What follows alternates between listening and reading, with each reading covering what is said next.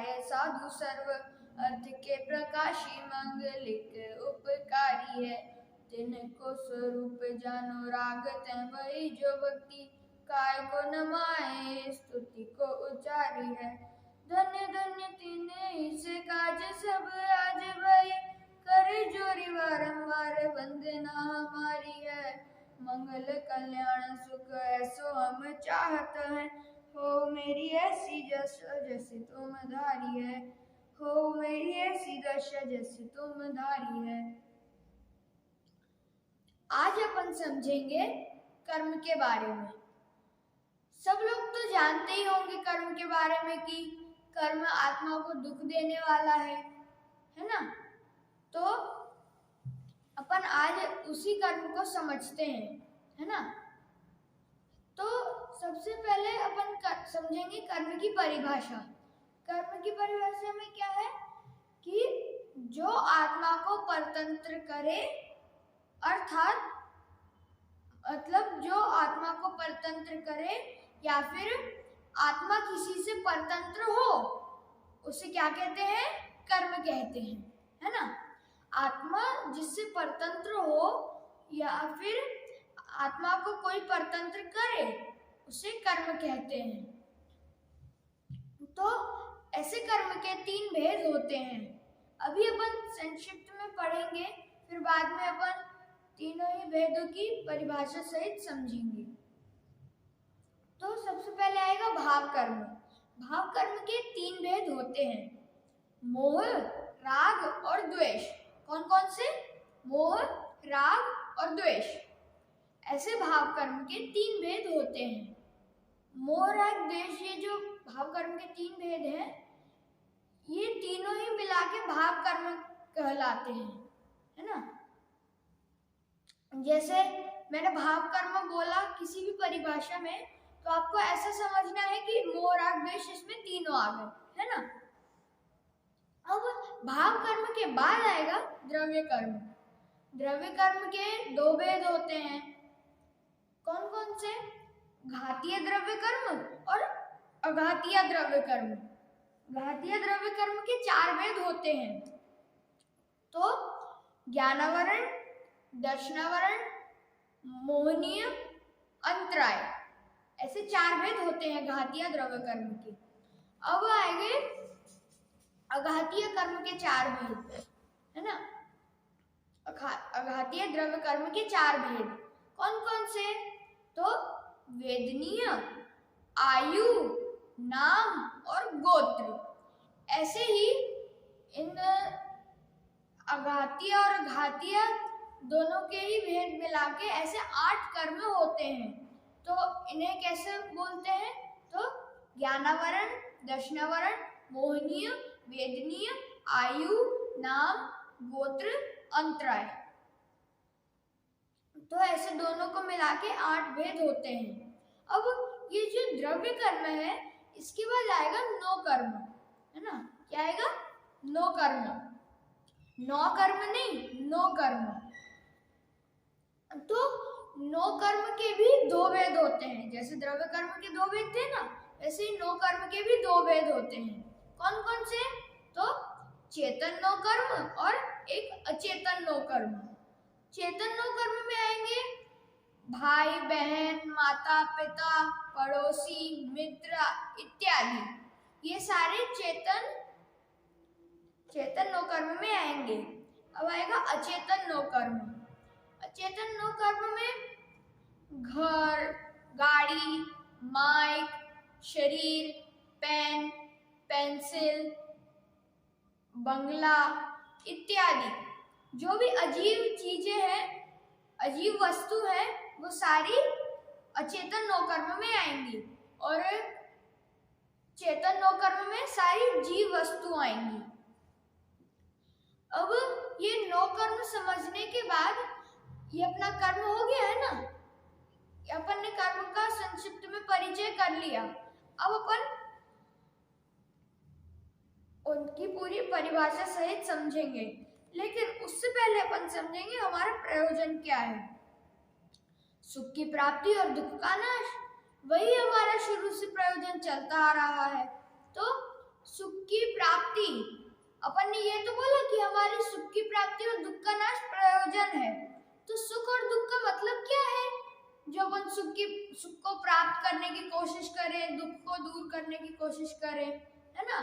तो सुख मतलब निराकुलता। ये आकुलता होती है ना, आकुलता। जैसे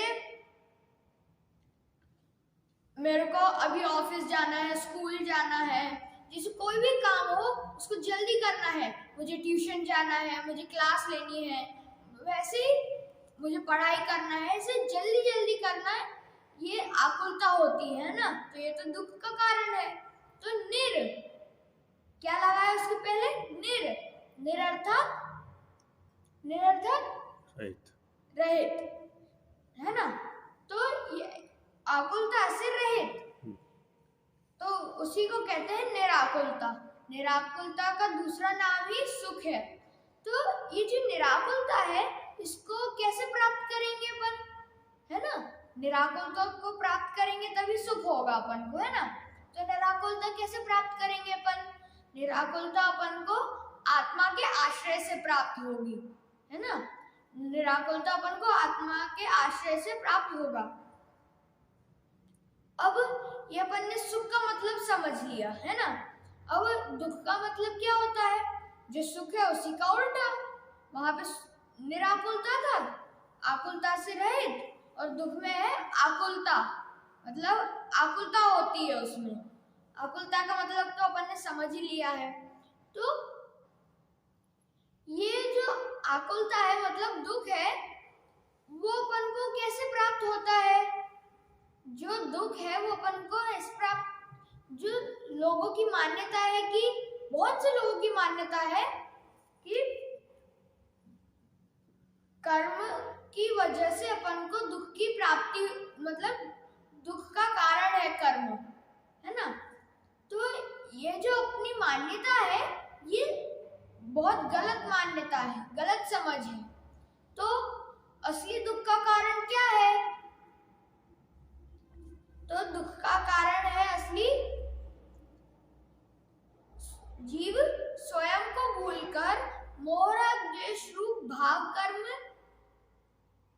में परिणमित होकर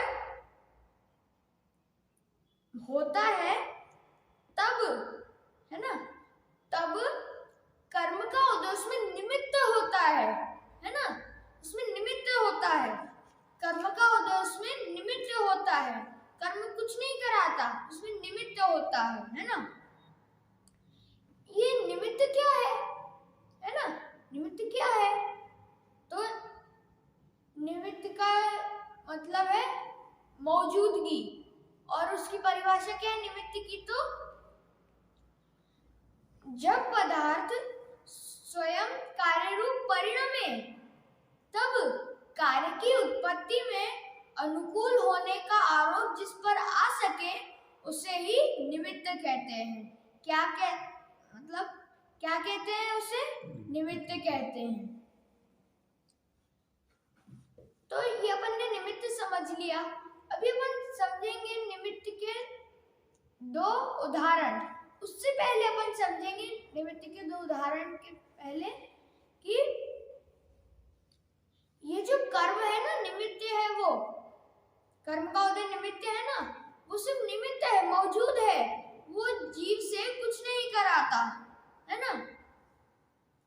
जीव तो करता है, आत्मा तो करता है, तो कर्म तो कुछ नहीं करता। कर्म जबरदस्ती कुछ नहीं कराता आत्मा से कि आत्मा तुम ये करो, गलत काम करो तो मैं तुम्हें दुख दूंगा, ऐसा फोर्स नहीं करता। वो जीव स्वयं खुद गलतियां करता है, भूल करता है, तो वह इसीलिए कर्म अपन को दुख देता है, और अपन को ये लगता है कि कर्म से अपन को दुख मिलता है। ऐसा नहीं है, जीव खुद गलती करता है और फिर कर्म दुख देता है। जैसे अपन स्कूल जा रहे हैं, ठीक है ना, सर ने कल होमवर्क दिया था कि आपको कुछ ये गणित का सवाल करके लाना है, सॉल्व करके लाना है।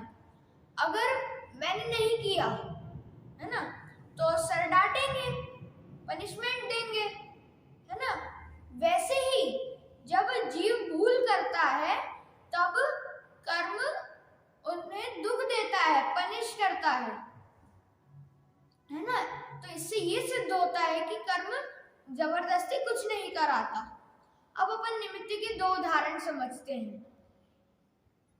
पहला उदाहरण है कि जैसे मैं अपनी कक्षा में फर्स्ट रैंक पर आया, है ना, तो मैं क्या बोलूंगा? सबसे मैं क्या सोचूंगा?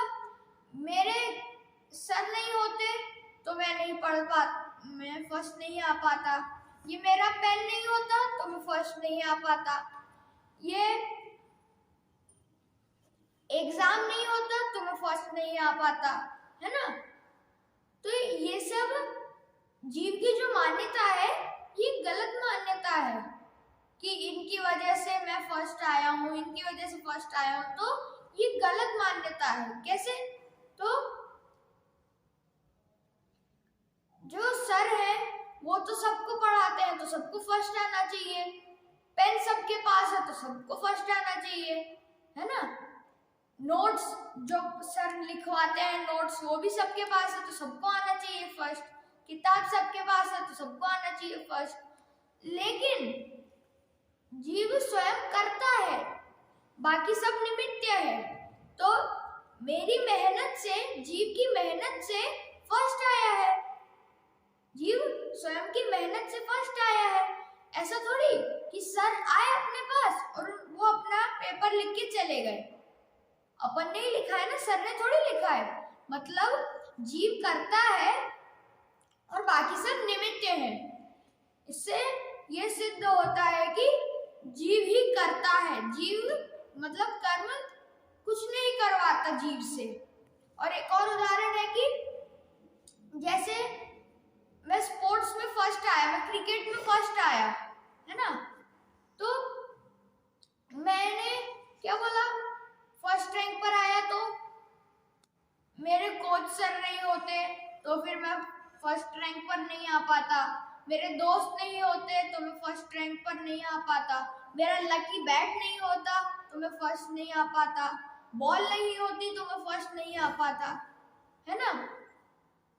तो ये सब तो सबके पास है, सबके पास कोच सर है, सबके पास बैट है, बॉल है ना। तो सभी फर्स्ट आने चाहिए थे, फिर तो अपन ही क्यों आए, है ना, अपन ही क्यों आए? फिर तो सबको आना चाहिए था फर्स्ट। तो इस उदाहरण से भी यही सिद्ध होता है कि जीव करता है, स्वयं जीव ही सब चीजें करता है, भूले करता है और फिर ही कर्म उसे दुख देता है। अपन ये समझते आ रहे हैं कि जीव भूल करता है फिर कर्म से दुख देता है ना। तो जीव ऐसी कौन सी भूल करता है ना, मतलब अपन ऐसी कौन सी भूल करते जो अपन को कर्म दुख देता है? तो ऐसी 3 भूलें हैं। अपन जब भूलों को समझेंगे, जानेंगे कि अपन को इन भूलों में सुधार लाना है, तो तभी तो अपन करेंगे। जैसे अपना एग्जाम चल रहा है ना, अपना एग्जाम हो गया, फिर वो एग्जाम के बाद होती है पेरेंट्स टीचर मीटिंग, पीटीएम। तो अपन वहां पे गए अपने मार्क्स देखने, अपन ने देखे अपने मार्क्स कि ये गलत है, ये सही है। तो अपन को फिर अपने मम्मी पापा बोलते हैं कि ये गलत है, इसमें आपको भूल सुधारनी है अपनी, ये सही है तो इसको फिर भी और अच्छा पक्का करना है ताकि भूल ना जाओ।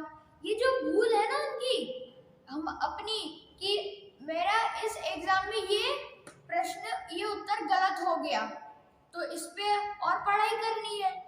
वैसे ही ये जीव भूले करता है और फिर कर्म उसे दुख देता है। लेकिन अगर अपन भूलों को समझ लेंगे तब अपन भूलों में सुधार लाएंगे तब तो कर्म अपन को दुख दे ही नहीं पाएगा।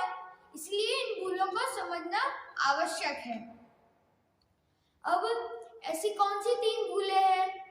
तो पहली है जीव स्वयं को भूलकर, यह हो गया पहली भूल। अब दूसरी भूल है पर में इष्ट और अनिष्ट कल्पना की, यह हो गई दूसरी भूल। और तीसरी भूल मोह राग द्वेष रूपी भाव कर्म किए, यह हो गई तीसरी भूल। ऐसी 3 भूलें हैं। इन्हीं भूलों के कारण ये जीव दुख भोगता है। कर्म जीव को दुख देता है ना। अपन ने ये तो समझ लिया 3 भूलों में, लेकिन आखिरी भूल थी ना अपनी, मोह राग द्वेष रूपी भाव कर्म किए। तो ये भाव कर्म किसे कहते हैं? अपन ने भाव कर्म के भेद समझ लिए, है ना, भेद समझे हैं, उसकी परिभाषा नहीं समझी है। तो परिभाषा क्या है? तो कर्म के उदय में यह जीव मोह राग द्वेष रूप विकारी भाव रूप होता है, उन्हें भाव कर्म कहते हैं। तो किसे कहते हैं भाव कर्म? कर्म के उदय में यह जीव मोह राग द्वेष रूप विकारी भाव रूप होता है, उन्हें भाव कर्म कहते हैं। यह अपन ने समझ लिया भाव कर्म। अब अपन समझेंगे द्रव्य कर्म। तो द्रव्य कर्म किसे कहते हैं? अपन ने द्रव्य कर्म के भेद समझ लिए, लेकिन अपन ने इसकी भी परिभाषा नहीं समझी। तो इसकी भी परिभाषा समझते हैं। भाव कर्म के निमित्त पाकर, मतलब जो भाव कर्म है, मोह राग द्वेष है, उनके निमित्त से कार्मान वर्गणा कर्म रूप परिणमित होकर आत्मा से संबद्ध हो जाती है।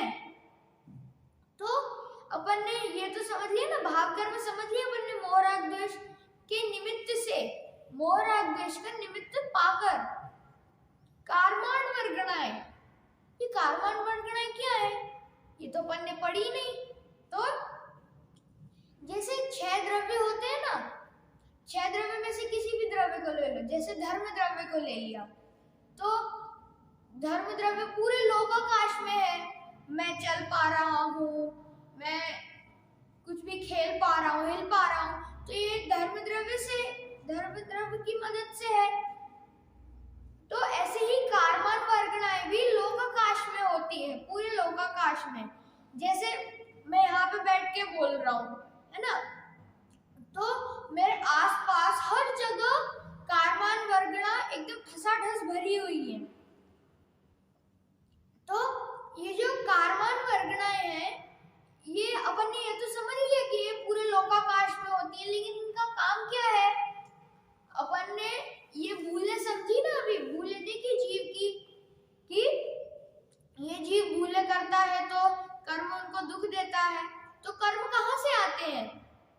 ये जो कार्मान वर्गणाएं हैं, ये अपने हर जगह होती है, ये अपन को परेशान नहीं करती, लेकिन सिर्फ उन्हीं को परेशान करती हैं जो ये 3 भूलें करते हैं। तो कैसे करती है परेशान? तो जैसे मैंने इन तीनों भूलों में से कोई भी भूल की, है ना, ये कार्मान वर्गणा आएगी मेरे पास और कर्म रूप, यहाँ पे पढ़ा था ना मैंने, कर्म रूप परिणमित होकर आत्मा से संबद्ध हो जाती है, मतलब आत्मा में आ जाती है। जैसे इसके उदाहरण समझते हैं अपन। जैसे एग्जॉस्ट फैन होता है, तो अगर अपन उसको चालू कर दो तो सारी हवा खींचता है वो अपनी तरफ, अंदर की हवा खींचता है अपनी तरफ। वैसे ही जो जीव है वो इन भूलों को कर कार्मान वर्गणाओं को अपनी तरफ खींचता है। फिर जो कार्मान वर्गणाएं हैं कर्मरूप परिणमित होकर आत्मा से संबद्ध हो जाती हैं, है ना। एक और उदाहरण से समझते हैं। जैसे चुंबक होता है, मैग्नेट। अपन उसमें रस्सी बांध दें और फिर अपना ग्राउंड है उसमें कहीं पे भी ऐसे घुमाएं तो उसमें नीचे जो जमीन में मेटल है, थोड़ा थोड़ा टुकड़े हैं मेटल के, वो सारे उसमें चिपकने लग जाएंगे। वैसे ही जैसे अपन ने रस्सी बांध दी और घुमाने लग गए, मतलब अब जीव ने भूल करने लग गया जीव, और जब चुंबक में वो मेटल चिपकने लग गया, लोहा चिपकने लग गया, तब कारमान वर्गणाएं कर्म रूप परिणमित होकर आत्मा से संबद्ध होने लग गई, आत्मा में चिपकने लग गई। तो इसीलिए ये जो कारमान वर्गणाएं हैं, ये जो भूले हैं, इनको अपन नहीं करना चाहिए अपन को, नहीं तो अपन को भी मैग्नेट की तरह कारमान वर्गणाएं अपन को कर्म रूप परिणमित होकर अपनी आत्मा में संबद्ध हो जाएंगी और दुख देंगी। इसीलिए अपन को इन तीनों ही भूलों को नहीं करना चाहिए। अब अपन ने ये द्रव्य कर्म की परिभाषा समझ ली है ना। अपन ने इनके दो भेद देखे थे ना, घातीय द्रव्य कर्म और अघातीय द्रव्य कर्म। अपन ने इनकी भी परिभाषा नहीं समझी थी, तो आइए इनकी भी परिभाषा समझते हैं। तो सबसे पहले आएगा घातीय द्रव्य कर्म। तो जीव के अनुजीवी गुणों का घात करने में जो निमित्त हो उसे घातीय द्रव्य कर्म कहते हैं, है ना, ठीक है ना, घातीय द्रव्य कर्म कहते हैं। अब आएगा अघातीय द्रव्य कर्म। तो अघातीय द्रव्य कर्म किसे कहते हैं? यहाँ पे लिखा है अनुजीवी गुणों का घात करने में जो निमित्त ना हो। किसके अनुजीवी गुणों का? जीव के अनुजीवी गुणों का घात करने में जो निमित्त ना हो उसे अघातीय द्रव्य कर्म कहते हैं। अब सबसे पहले अपन समझेंगे घातीय द्रव्य कर्म के जो चार भेद है ना, उनको समझते हैं। तो उनका सबसे पहला भेद है, घातीय द्रव्य कर्म का पहला भेद है ज्ञानावरण कर्म। तो ज्ञानावरण अपन, ये जो ज्ञानावरण है ये क्या है, इसका मतलब क्या है? तो जब यह जीव स्वयं अपने ज्ञान भाव का घात करता है, अर्थात ज्ञान शक्ति को प्रकट नहीं होने देता। जो जैसे सब बोल रहे मुझे पढ़ाई करो, और मैंने बोला नहीं मेरे को आलस आ रही, मेरे को सोना है, मैं नहीं पढ़ूंगा। तो ये यहाँ पे अपन ने पढ़ा था ना, जब यह जीव स्वयं अपने ज्ञान भाव का घात करता है, मतलब जो अपन को ज्ञान पढ़ाई करके मिल रहा था वो अपन ने पढ़ाई नहीं की, मतलब अपन ने उसका घात कर दिया। तो उस समय पे जब अपन ये करते हैं कि ज्ञान भाव का घात करते हैं, उस समय पे जो कर्मबंध अपन को होता है वो ज्ञानावरण नामक कर्म है ना। कौन सा कर्म है? ज्ञानावरण नामक कर्म। अब और ये जो ज्ञानावरण है ना, इसके 5 भेद हैं। अब ज्ञानावरण के बाद आएगा दर्शनावरण।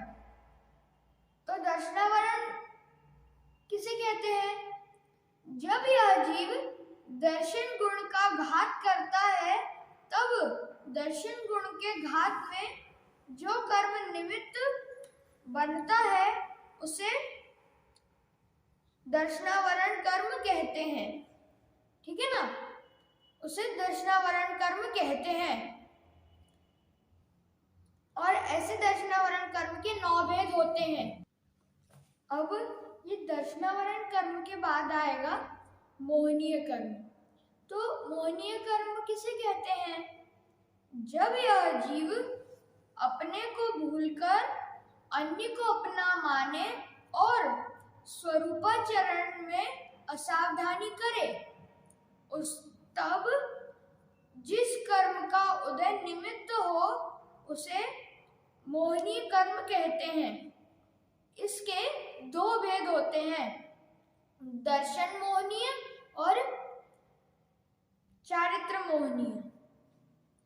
और दर्शन मोहनीय के 3 भेद होते हैं, चारित्र मोहनीय के 25 भेद होते हैं, 25 भेद होते हैं।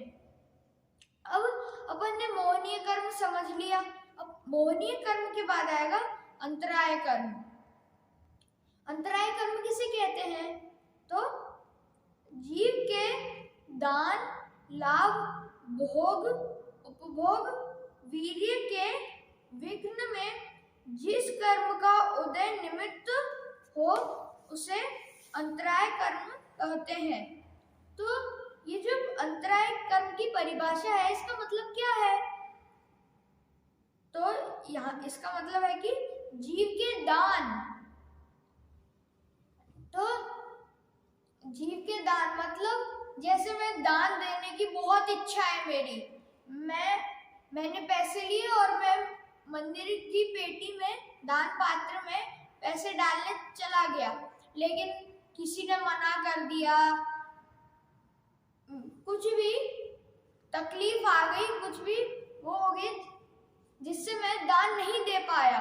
बहुत मन था मेरा दान देने का, लेकिन मैं नहीं दे पाया, तो उससे वो हो जाएगा दान अंतराय। अब दानांतराय के बाद अपन समझेंगे लाभ अंतराय।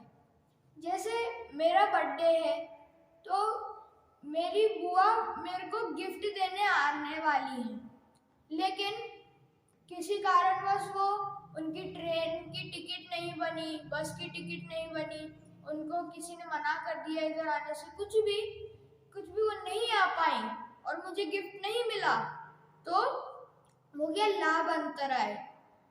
अब लाभ अंतराय के बाद आएगा भोग अंतराय। जैसे मुझे भोजन करने की बहुत इच्छा थी, मेरे को भूख लग रही है, तो मैंने बोला मम्मी से, मम्मी मेरी थाली लगा दो। तो या तो मम्मी ने लेट कर दिया, या फिर मम्मी ने लेट किया तो मुझे गुस्सा आ गई कि आपने मेरे को इतनी लेट क्यों परोसा, मेरे को बहुत तेज भूख लग रही थी। तो ये हो जाएगा भोग अंतराय, क्योंकि उसमें जो अंतराय है, भोग अंतराय, उसमें विघ्न डाल रहा था। ये इसे कहते हैं भोग अंतराय, है ना। अब भोग अंतराय के बाद आएगा उपभोग अंतराय। उपभोग का मतलब जैसे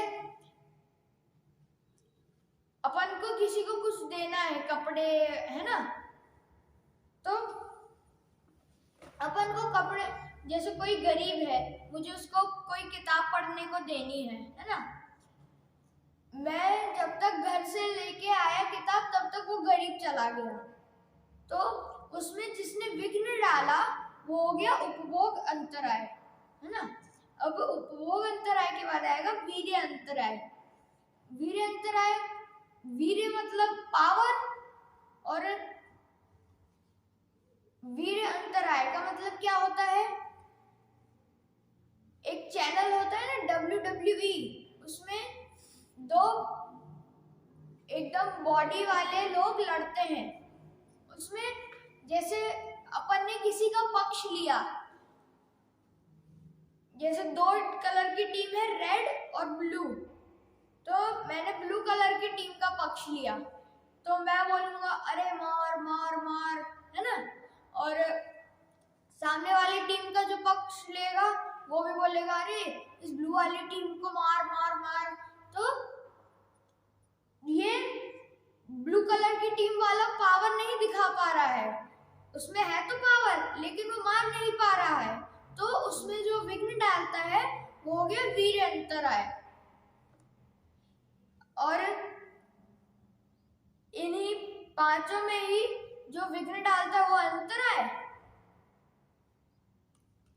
और उस समय पे जो जिस कर्म का उदय होता है वो होता है अंतराय कर्म। ऐसे अंतराय कर्म के 5 भेद हैं, दान अंतराय, लाभ अंतराय, भोग अंतराय, उपभोग अंतराय और वीर्य अंतराय। अब ये अपन ने जो 4 कर्म पढ़े अभी, ज्ञानावरण कर्म, दर्शनावरण कर्म, मोहनीय कर्म और अंतराय कर्म, ये अपन ने 4 कर्म पढ़े और ये चारों ही घातीय द्रव्य कर्म के भेद हैं। तो अपन ने चारों पढ़ लिए। अब घातीय द्रव्य कर्म फिनिश, अब आएगा अघातीय द्रव्य कर्म। तो अघातीय द्रव्य कर्म का मतलब है जीव के अनुजीवी गुणों का घात करने में जो निमित्त न हो उसे अघातीय कर्म कहते हैं। अब इसके भी 4 भेद होते हैं, वेदनीय कर्म, आयु कर्म, नाम कर्म और गोत्र कर्म। तो सबसे पहले अपन समझेंगे वेदनीय कर्म। वेदनीय कर्म किसे कहते हैं? तो जब यह जीव मोह भाव के द्वारा आकुलता करता है तब अनुकूलता प्रतिकूलता संयोग प्राप्त होने में जिस कर्म का उदय निमित्त हो उसे वेदनीय कर्म कहते हैं। इसका मतलब क्या है? तो यहाँ पे अपन ने देखा था ना अनुकूलता और प्रतिकूलता रूप। तो अनुकूलता किसे कहते हैं? अनुकूलता का मतलब होता है जैसे मैंने अपने पापा से बोला कि मेरे को थोड़ी देर मोबाइल चलाने के लिए चाहिए, तो मेरे पापा ने डांट दिया कि नहीं मिलेगा आपको मोबाइल, तो हो गया प्रतिकूलता। और मेरे पापा ने दे दिया मुझे मोबाइल थोड़ी देर के लिए और मेरी मन की पूर्ति हो गई, तो वो हो गया अनुकूलता। तो यही अनुकूलता प्रतिकूलता संयोग प्राप्त होने में जिस कर्म का निमित्त होता है वही वेदनीय कर्म कहलाता है। ऐसे वेदनीय कर्म के 2 भेद होते हैं, साता वेदनीय कर्म और असाता वेदनीय कर्म। अब अपन ने ये समझ लिया। अब अपन समझेंगे आयु कर्म। आयु कर्म का मतलब है, आयु कर्म का मतलब है, उससे पहले अपन समझेंगे, अपन ने वेदनीय कर्म का तो उदाहरण समझा ही नहीं। उसका उदाहरण है कि शहद लपेटी तलवार, मतलब जैसे तलवार है उस पे शहद लपेटी हुई है पूरी, तो किसी ने सोचा कि मैं उस तलवार को चाट के मैं शहद को चाट लूं तलवार के ऊपर से, लेकिन अनुकूलता हो जाएगी कि मैं शहद को चाट लूंगा, लेकिन प्रतिकूलता क्या हो जाएगी? शहद तो मैं चाट लूंगा लेकिन मेरी जीभ कट जाएगी, है ना? उसकी जीभ कट जाएगी जब वो शहद को चाटेगा तब, तो उसमें अनुकूलता और प्रतिकूलता दोनों आ गई। अब अपन समझेंगे आयु कर्म। जीव जब अपनी योग्यता से जब नारकी, तिर्यंच, मनुष्य या देव शरीर में रुका रहे तब जिस कर्म का उदय निमित्त हो उसे आयु कर्म कहते हैं। मतलब जैसे ये जो 4 अभी बोले ना भेद, नारकी, तिर्यंच, मनुष्य और देव। नारकी जो है, तो नारकी का जो शरीर है उसमें मेरा रहने का कितने का टाइम पीरियड है? 1 सागर, 2 सागर, है ना? तो जो मैं जितने टाइम तक मैं उस शरीर में रहूंगा वो हो गया आयु कर्म। और तिर्यंच कर्म, जैसे मैं कोई तिर्यंच बना तो उसमें तिर्यंच की शरीर में रहने का मेरा जो टाइम पीरियड है, जैसे ईयर्स होते ना, 40 ईयर्स, 95 ईयर्स, ऐसे, तो वो हो गया आयु कर्म। जिस कर्म कर्म की वजह से अपन रुके हुए हैं शरीर में, वो कहलाता आयु कर्म। ऐसे आयु कर्म के 4 भेद होते हैं, अभी अपन ने देखा ना, नारकी, तिर्यंच, मनुष्य और देव। ये ऐसे 4 भेद होते हैं। किसके भेद होते हैं ये होते हैं आयु कर्म के भेद। अब आयु कर्म के लिए एक उदाहरण है, अपन एक उदाहरण के माध्यम से समझते हैं। जेल का, जैसे क्रिमिनल है वो जेल में रहने का उसका जो टाइम पीरियड है 12 साल 11 साल, तो वैसे ही जो जैसे मनुष्य आयु कर्म को ले लो, उसमें जो रहने का टाइम पीरियड है, अपन ने अभी देखा ना जेल का उदाहरण, उसमें क्रिमिनल जेल में रुकने का जो टाइम पीरियड है, उसी तरह जो मनुष्य शरीर में रहने का जो टाइम पीरियड है वो आयु कर्म की वजह से है, उसे ही आयु कर्म कहते हैं। अब आयु कर्म के बाद आएगा नाम कर्म। नाम कर्म किसे कहते हैं? तो जिस शरीर में यह जीव हो, उस शरीर आदि की रचना में जिस कर्म का उदय निमित्त हो, उसे नाम कर्म कहते हैं। इसके लिए एक चित्रकार का उदाहरण है। जैसे कोई चित्रकार है, वो चित्र बना रहा है, उसने चित्र बना दिया है, तो जो चित्र बनाया उसने, उसी तरह जो जैसे ये मैं हूं, ये मेरा चेहरा है, ये नाम, इसमें जो निमित्त है कर्म का उदय, वो नाम कर्म है। अब नाम कर्म के बाद आएगा गोत्र कर्म। गोत्र कर्म अर्थात गोत्र कर्म को समझने से पहले अपन ये समझेंगे कि नाम कर्म के कितने भेद हैं। अपन ने सबके भेद पढ़े हैं, है ना? तो नाम कर्म के भेद है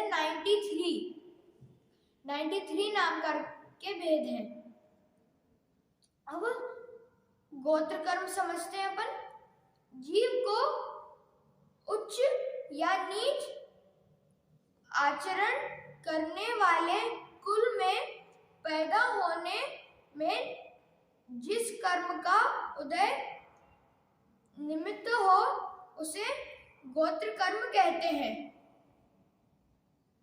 इसका एक उदाहरण है समझने के लिए इसको, जैसे कुम्हार होता है ना, वो कभी बड़ा घड़ा बनाता है, कभी छोटा घड़ा बनाता है। तो वैसे ही ये जो गोत्र कर्म है, ये जीव को उच्च कुल या नीच कुल में जन्म देता है।